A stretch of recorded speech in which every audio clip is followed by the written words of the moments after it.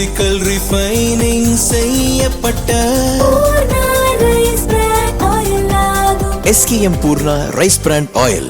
முதல்வர் விஜய் தலைமையிலான தவேக அரசு அமைந்த நாளில் இருந்து அந்த கட்சி நிர்வாகிகளின் செயல்பாடு எல்லை மீறி செல்கிறது.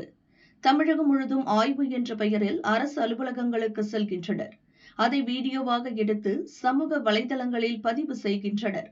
சமீபத்தில் கூட தென்காசி மற்றும் தாம்பரம் அரசு மருத்துவமனைகளில் தவேகவினர் ஆய்வு செய்தது சர்ச்சையை ஏற்படுத்தியது.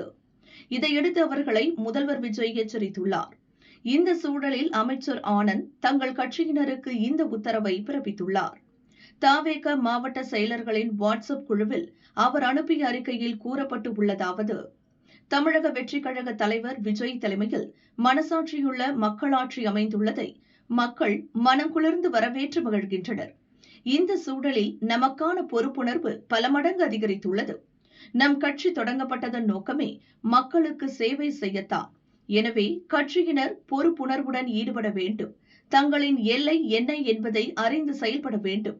கட்சிக்கும் முதல்வர் விஜய்க்கும் எவ்விதத்திலும் களங்கம் ஏற்படாத வகையில் நடந்து கொள்ள வேண்டும். மக்கள் பிரதிநிதிகள் அல்லாத நம் கட்சியினர் அரசு சார்ந்த விவகாரங்களில் தலையிடுவதும் ஆய்வுகள் மேற்கொள்வதும் அறவே கூடாது என அதில் கூறப்பட்டுள்ளது.